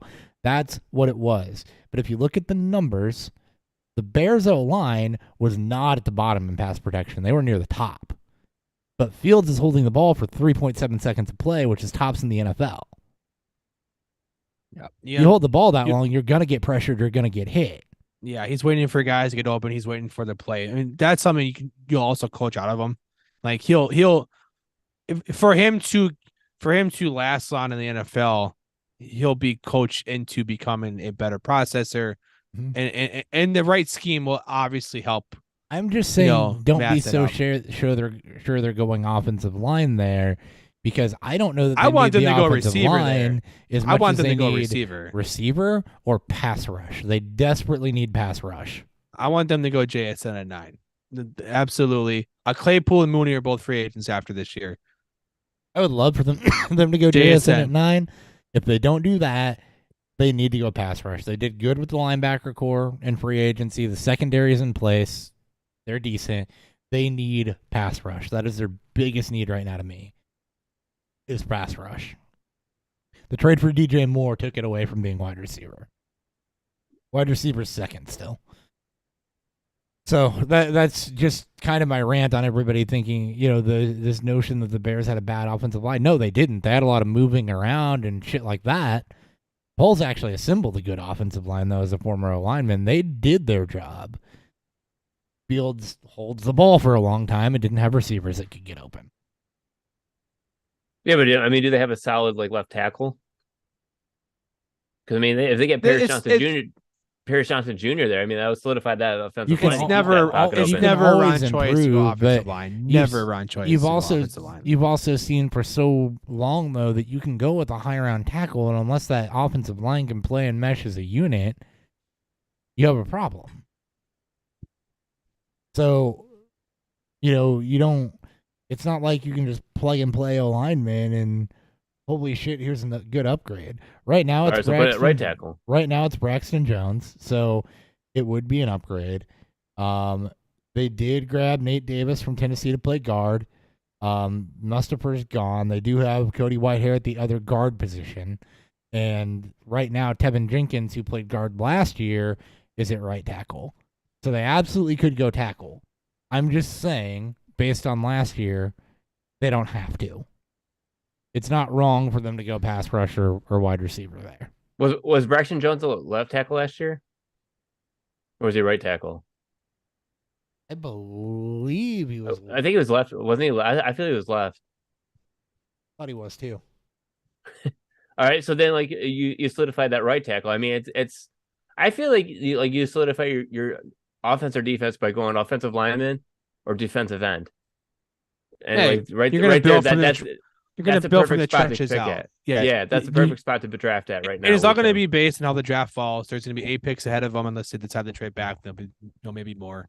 The Bears are they're in a prime spot to do whatever the fuck they want at pick 9, or move up if they need to, or if they feel that they need to. I don't think they should move up. I mean, I think they're at a solid. I don't point where think they are at. will. I'm just saying if they wanted to, they could. There's no need to unless they feel like they need to go get a Will Anderson or a Jalen Carter if he doesn't fall more. I don't think they're going to move up. I think that they can No. move back again. I think the Well, whole. I think most people think they will. I don't think they should. They have too many picks already. I think they need to take I think they make the pick at 9 blue caliber because players. you need to get best available pass rush, O-line, or wide receiver, whoever you got, like take somebody there and continue to build that up. Because you're right, Yeah. it's never wrong to Totally go agree. O-line. I'm just saying, don't be so sure that that's the way that they're going to go. No, I get you. Because it's not I as getcha. big of a flaw as people think. All right, back to running backs. Foreman to the Bears. That's how we landed on that subject. Boston Scott back to Philly. Rita back to the Giants. Rashad Penny to Philly. I Love love it. Love Freaking it. Freaking steal deal too. You have Like, one just of the 1 year. most efficient running backs. Give me that fucking smug look. I don't give a shit. One of the most efficient running backs going to one of the best run blocking offensive lines. Doesn't matter because I'm still going to have more Gainwell because he's going to go ahead of Gainwell, and I'm going to take all the Gainwell I can take. It's going to Yes, be I want a piece of awesome. Gainwell's who you want because it's going to be awesome those 4 games Rashad Penny's healthy. I didn't imagine. Oh, it's gonna be killer with those 4 games. He's healthy. It'd be fine because he's not going to go high enough because he's had this stigma for his entire career that he can't stay healthy, which means he'll never be pushed up to an overvalue spot. No, so He'll be give in me that 8 Rashad to 10 Penny range. in the 9th round is Yeah, an upside that's pick. where Yes, I think exactly. it'll I'm be happy 8 to 10. Yeah, Guess that's where what? I think he's going to land. I hate Rashad Penny, but every player has a price. You love that I- value, that I baby. like We him love- at. Yes. Yeah, exactly. I don't care if I hate a player. I took a lot of Daniel Jones last year. And I do not like Daniel Jones, but We God don't hate damn it. We don't hate players. We hate ADP. I hate That's some right. players because I want my initial take on them to be right. But damn it, there's a price I like in that. You saw me come around on Devin Singletary last year. This year it'll probably be Rashad Penny. It's a great fit. It should. I'm hoping it's enough for them not to go Bijan. Mhm. That they still need a bigger back. You can't go into training camp with Penny, Gainwell, and Boston Scott as your top 3 backs. You need some sort, or just your 3 backs in general. You need a bigger back there too. So No, but they could go Tucker or Evans or they can go somebody anyone. along Yeah, those I don't lines. see They can go anybody Be in day fine. 3. They'll find some big fucking back to Roshan, go. they'll find somebody. Yeah, they'll find somebody. Yeah, they're not definitely not going Rob. Or they'll just sign one of these old vets. Fuck, I could see like Fournette. Zeke wants to go there. I don't know if I Kareem don't know if Hunt. the Eagles want Ooh, him. man, give him playoff Lenny. But playoff Lenny. Oh yeah. Big game Lenny. Give him Lenny. I like that. Anyway, other not notable things: Ronald Jones to Dallas, Chase Edmonds to Tampa Bay, Travion Williams back to Cincinnati. Miles Gaskin stays in Miami because they kept everything the same. Corey Clement to Arizona. He apparently re-signed there. I had no idea it was in the first place. I didn't either. There's still one more we have to talk about. Ernest Johnson to You know, Jacksonville. I was gonna say No. Jared, that's what No. I was gonna say too. No, we haven't talked Damian about it. Harris to Buffalo. That's the only That's- other one I could think of. That's a good one. That's enough of a name to talk about because Was- it's not bad for James Cook and it's so good for Damian Harris. It's good for Damian Harris. It's not bad for James Cook. And, Buffalo has not shown a willingness to invest in the running back position. So this is good for Damian Harris because he's a more explosive back than Singletary is. And if he plugs and plays into the Singletary role with James Cook getting into that receiving game, you're totally down. I'm totally down with this on a good offense. Yeah, I like this. And you get to see the Harris versus Cook analysis all off season until Buffalo decides to go another day 2 pick at running back because they're so bad at drafting him. If it's Harris versus Cook, just give me whichever one's cheaper. Yeah, I'm fine with either. All right. Anything else on those last guys before I just hit quick on who's still available? Nope. But All right, still floating around out there. You've got Zeke Elliott, Leonard Fournette, Kareem Hunt. Highlighting it is all under 30 backs. McKissick, and then a bunch of guys that are 30-plus years old. McKinnon's out there. Got some nice explosiveness down the stretch. Royce Freeman at 27 years old. I thought he was older than that. No. I knew he wasn't older than that, but Justin Jackson still floating around, Royce Freeman, Marlon Mack. But the big names, dominoes that you're still waiting to fall that could move needles are going to be Kareem Hunt, Leonard Fournette, Zeke Elliott. Wide receiver. I did not see this one coming as the number one signing or the top dollar signing. Yeah, Alan Lazard. This is the Rodgers effect for a trade that still hasn't been completed yet. And they're far, and I guess just so far apart on too. This is awesome because Rodgers. First off, Rodgers took all the leverage out of Green Bay's hands, but he gave the Jets a list and they signed some people. So Alan Lazard goes first. 4 years, $44 million. It's a weak class, $11 million AAV. Out at 2 years. So I'd like to get Lamar Jackson in the long run. That'd be hilarious. Just stick Green Bay with Aaron Rodgers, who doesn't want to play there anymore. I don't think Baltimore would match any deal for him going to the AFC. Lamar Jackson's not playing in the AFC. And Alan, besides with the Ravens, Alan Lazard just is what he is here. Elijah Moore has been traded to. We should probably talk about that too. Elijah Moore traded to Cleveland. Yeah, which I think is too. I love that. I love that trade. Elijah Moore landing in Cleveland with, Kate Watson the person, but that's a quarterback upgrade, and he lands in a spot that, he doesn't take away from DPJ, and you get like a receiver by committee where both of those guys are getting in the 7 to 10 target range. Like there's some explosiveness there. I like that. It could be a fun offense. He's a post Amari Cooper replacement. It very well could be. Alan Lazard to the Jets. This is an overpay to try to make Rodgers happy. I think I love Alan Lazard. Absolutely. First and foremost, that I've loved Alan Lazard 4 years. That I've loved Alan Lazard since day one, and while he was bouncing around as a UFA, I didn't lose faith in Alan Lazard. This is an overpay at 4 years and $44 million for a guy that's essentially going to come in and replace Corey Davis with probably like 5 for 50 productivity. He's not going to be the top dog with Wilson there. It's I don't get this. It's a bad. I never got it when they first signed it. I'm like, you got to be freaking kidding me! That kind of money for that many years. And he's, as Hopper put it, it's to try to entice Rodgers. I think I wouldn't be shocked that they would have made this move otherwise. So, like, it's a good fit, right? It's another bigger body outside receiver you can pair with Wilson. And anybody else you want to bring this small, because I think Davis is gone, or Davis will be gone. It's just, yeah. And they added Mecole Hardman, right? Like, yeah, they added Mecole Hardman too. Lazard was a fit, and he didn't get his from a per year. He's the same price as Jacoby and Juju, so it's not like they overpaid. Juju. It's the same year amount. Juju got 3 for 33. Juju got 3 for 25. 25 and a half, yeah. Oh, what? Yeah. Oh.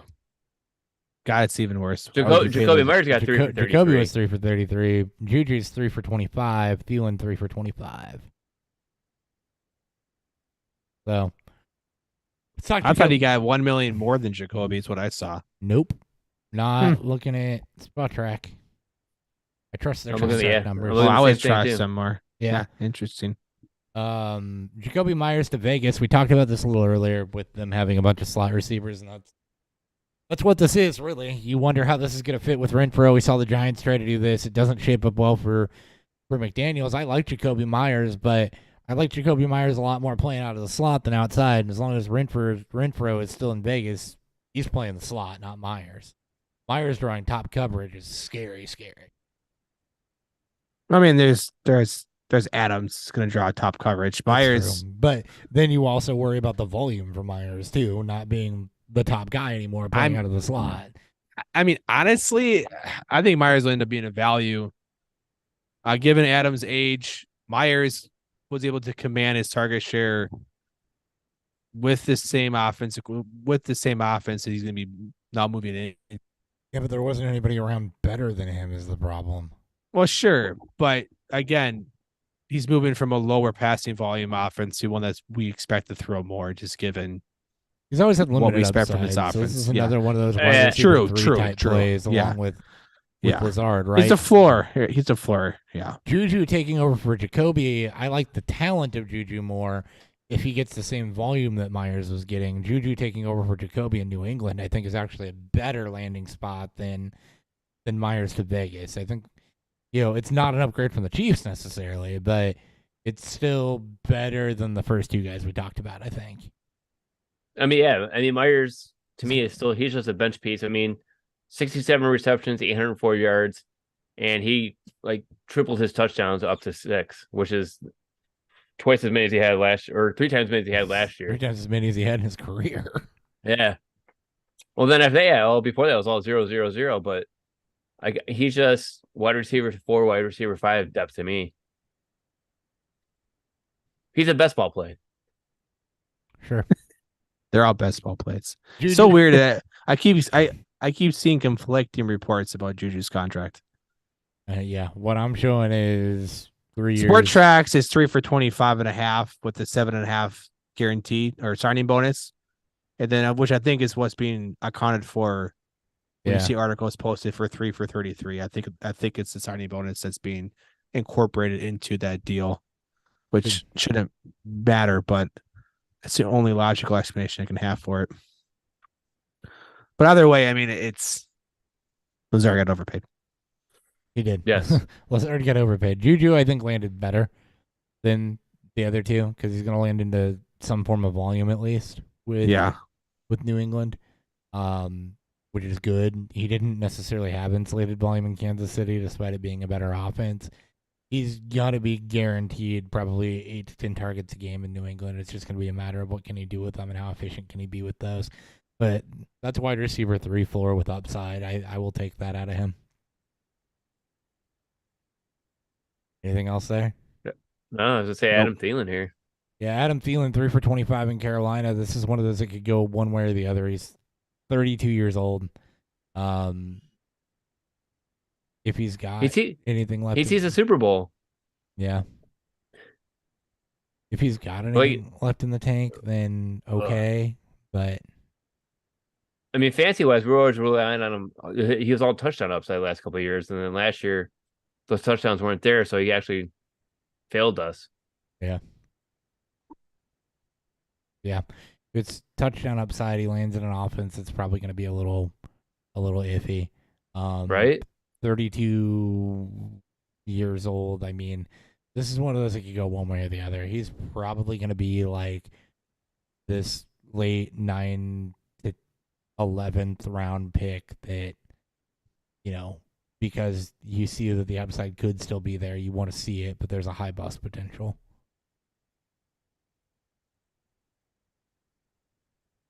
Right? Yeah, I'm just looking at. Yeah, he had 6 touchdowns last year, and then before that it was 10 and 14. And this is your guy. Juju. Sorry, I am Thielen. researching and talking to chat. So Thielen. Oh, Thielen? Yeah.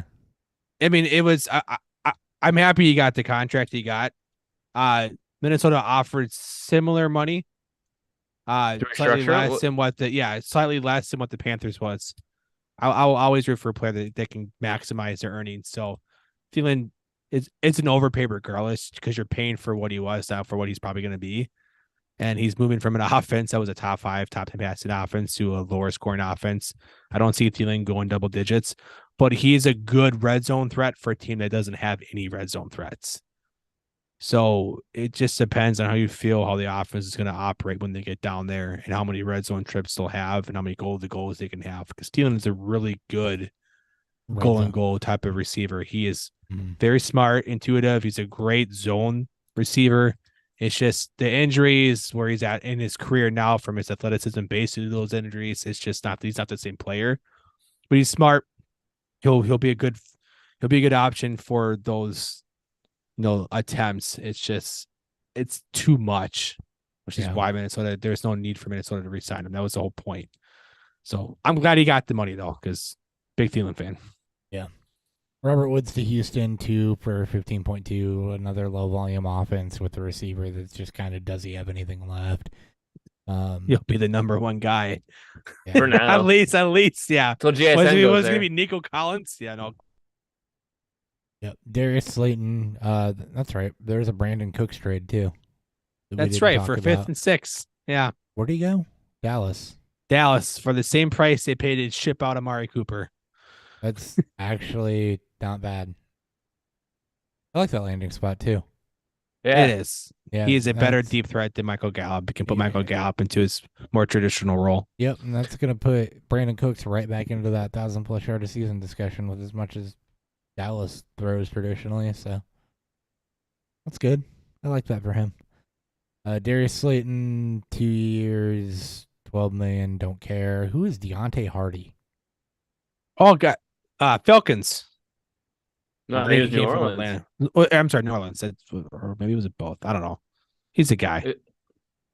Mhm. Yeah. He's a jag. Almost 10 He, million. he got paid good though.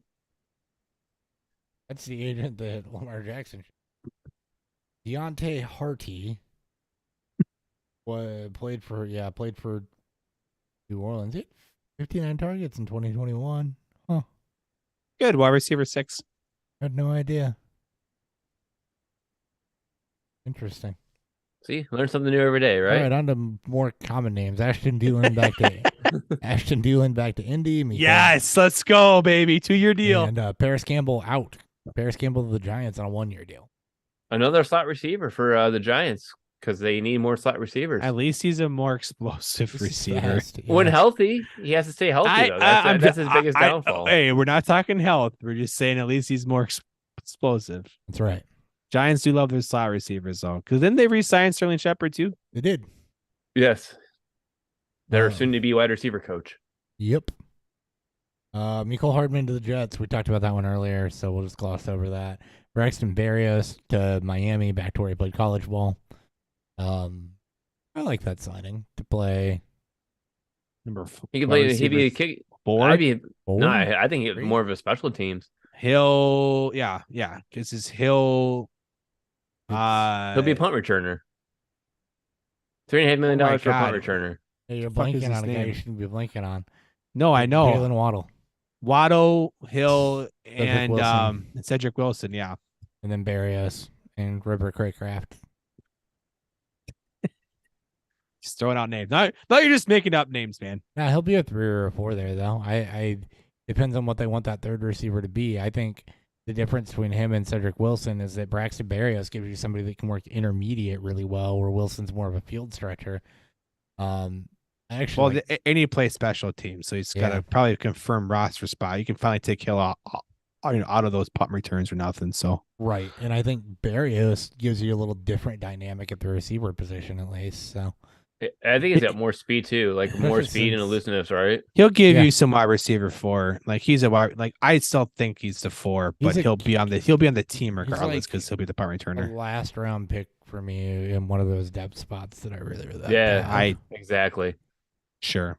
No, In that 20 team league. Noah Brown to Houston's at least intriguing because Noah Brown to Houston's at least intriguing because I think that Noah Brown's a better receiver than Nico Collins. It's finally Hey now. I like Nico Collins, but that's the Michigan guy in me. I hate Nico Collins because everyone that likes Nico Collins is not good at football.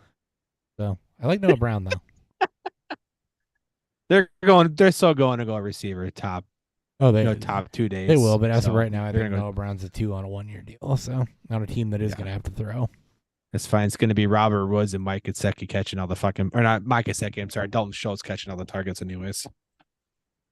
Hollins to Atlanta. We talked about that. Sherfield to Buffalo. Nick Westbrook back to Tennessee. Dorsett to Vegas. We talked about that. Jamison Crowder goes to the Giants. Speaking of slot receivers, Giants?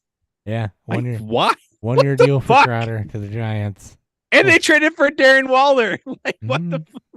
Oh yeah, We're- we We don't want any outside receivers. really just missed want. a lot Oh of my- trades on this one, didn't we? Well, I mean, it's fine. Yeah. We wanted to get to free. It's the same difference. Ooh, there's It's one a good thing we for took a him. week off because we have more to talk about right now. Yeah. Just breezing through it. Love Isaiah, it. Isaiah McKenzie to Indy. to be the Paris Campbell replacement. I guess. actually don't hate that. That's fine. It's going to be Ashton Doolin anyways over him. I McKenzie can be mean, the punt returner. They can both play. I like McKenzie a lot. I mean, you still have Michael Pittman and Pierce. Alec Pierce, yeah. Yeah. I do like Isaiah McKenzie a lot, though. Cam Sims, yeah. Dylan Cole, yeah. No terms on that deal, by the way, for McKenzie. It just says he's in India. I thought it was like a 1 year, 3.5. I thought I saw it was a 1 year deal. Probably. Which is a not decent big guess. Here, yeah. Zach Pascal to Arizona, replacing Trent Sherfield for depth there. That actually mattered last year, so something to pay attention to.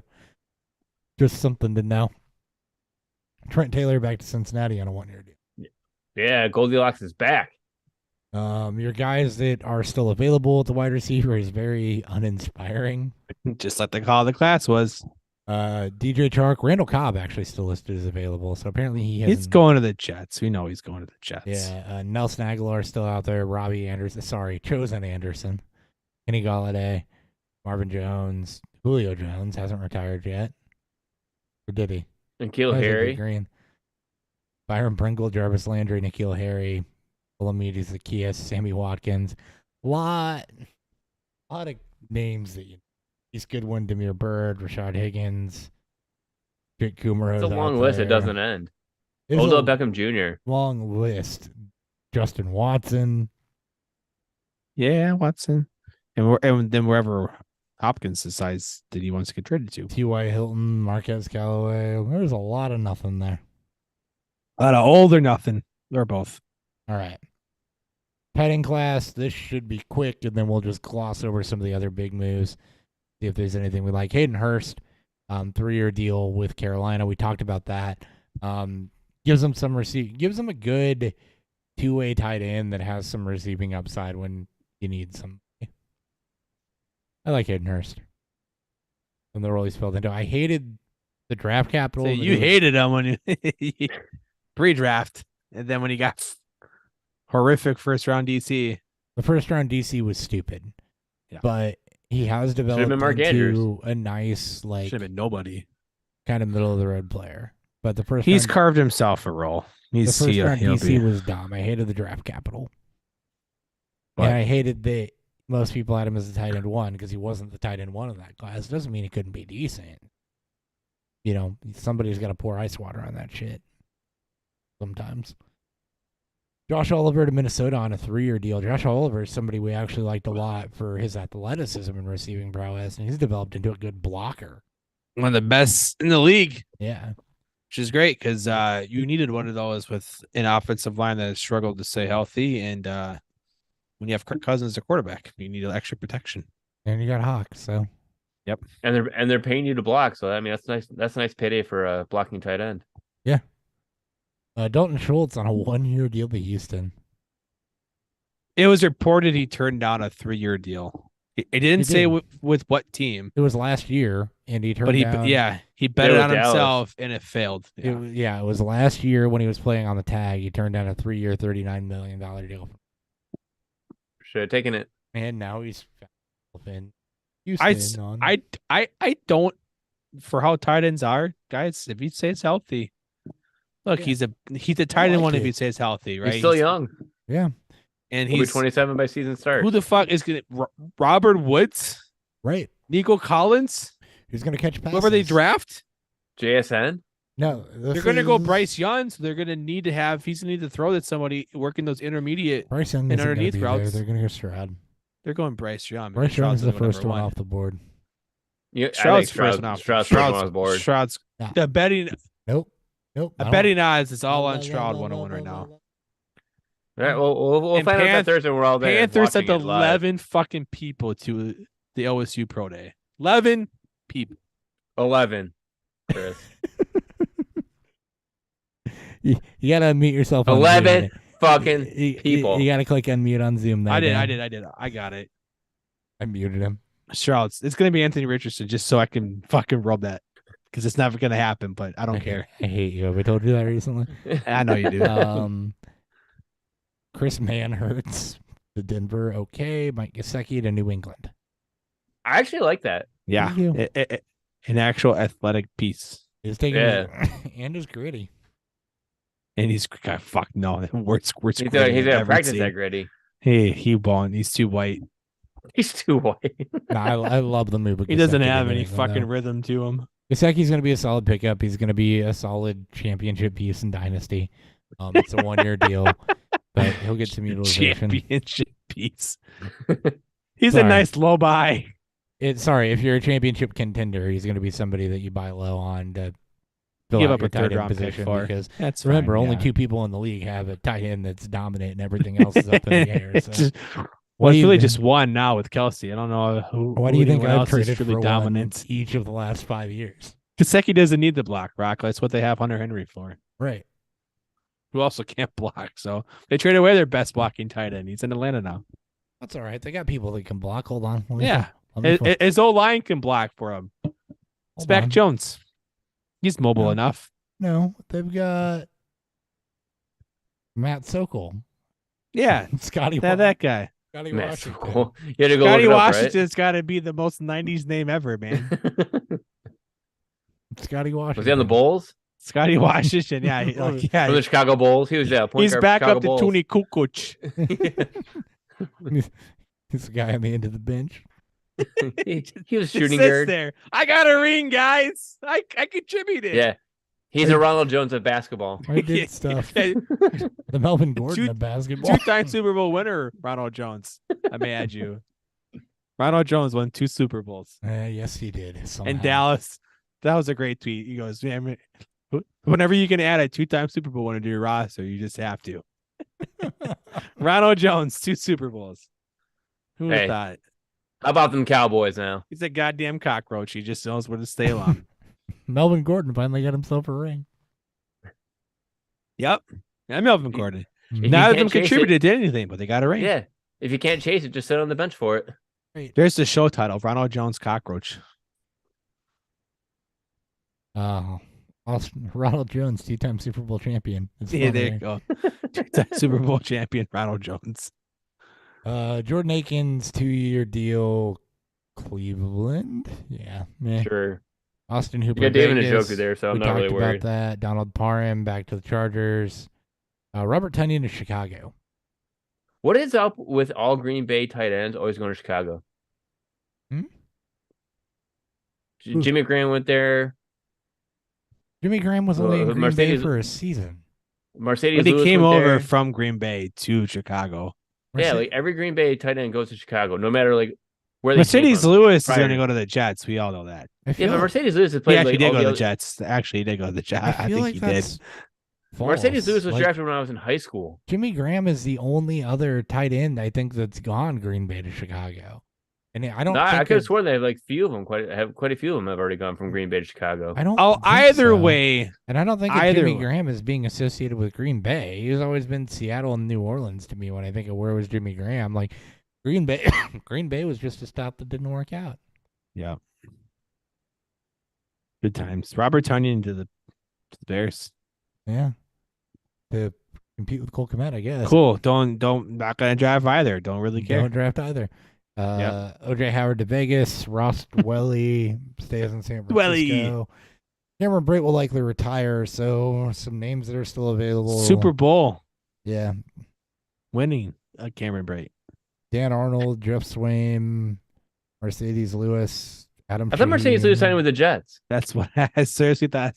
That's what I thought I read. He's still listed as a free agent, just like Randall he? Cobb.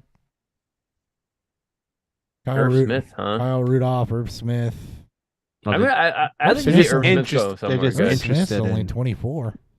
Yeah, like Injuries, much- man, is hurt him so bad. All right. Some other stuff here real quick. Real quick. I'm just going to hit big money stuff. Yep. Offensive line improvements. Mike McGlinchey to Denver. That's huge. Jawan Taylor to Kansas City taking over for Orlando Brown. Orlando Brown goes to Cincinnati. Helps solidify that offensive line, although they pissed off Jonah Williams, who's now asked for a trade. Yep. Ben Powers to Denver. Caleb McGarry stays in Atlanta. Nate Davis to Chicago. Dillard to Tennessee. So, just to name a few. Andrew Wiley goes Kansas City to Washington. Connor McGovern goes Dallas to Buffalo. So a lot of moving around there. McGlinchey, obviously a huge ad for Denver, who needed to get better on the offensive line. Taylor helps to replace Orlando Brown. Brown to Cincinnati helps solidify that, but if they lose Jonah Williams, that could be not great. So, yeah, just some moves. Nate Davis to the Bears is good. I like that one. So, that's really all I want to hit on there. Going to defense, we'll go ahead and break this up just a little bit. Draymond Jones gets the highest deal for an edge rusher so far at 3 years, $51 million. He lands in Seattle. Samson Ebukam goes to Indy, and not really a whole lot else there that's interesting on the edge. Going defensive line, not straight edge rusher. Javon Hargrave goes Philly to San Francisco, so stays on a contender. 4 years, 84. Dalvin Tomlinson, Minnesota to Cleveland. So Larry Ogunjobi stays in Pittsburgh. Linebacker side of things, the Bears did make 2 big splash signings here, but your top getter is on the Bears, actually. Tremaine Edmonds to the Bears, 4 years, $72 million. I love that pickup. That one That made is me solid happy. for him. They were in on Okereke, and they got Edmonds instead. I love that pickup for Chicago. He was 25 years old, too. Okereke would have been a sweeter deal, though. I mean, 4 for 72 compared to 4 for 40,000. Jesus, 4 for 40 million. We got a better player, though. Okereke, yeah, 4 for 40, coming in second there. Arden Key, TJ Edwards goes Philly to Chicago. So Bears really, really solidified linebacker spot there. Eric Kendricks out of Minnesota to the Chargers. Leighton Vander Esch stays with Dallas.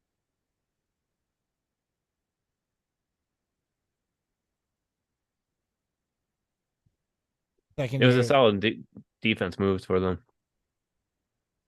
Secondary, Jesse Bates, probably the biggest move going to Atlanta. Jamal Dean stays in Tampa Bay. Bradbury stays in Philly.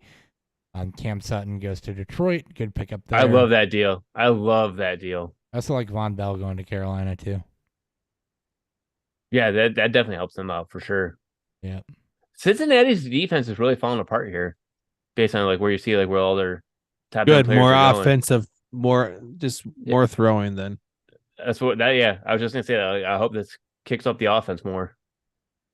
All right, special team signing Matt Gay to Indy. And the brand we trust.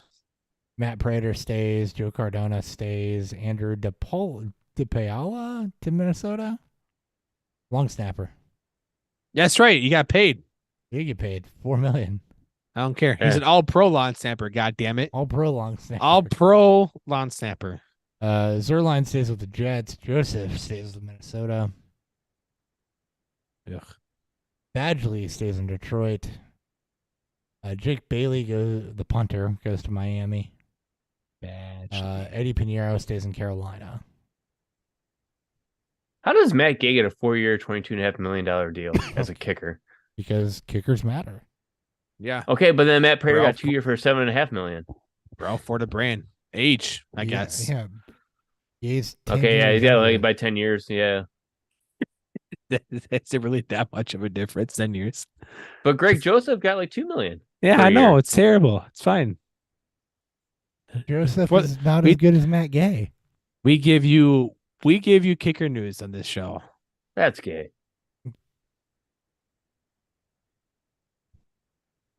We give you kicker news.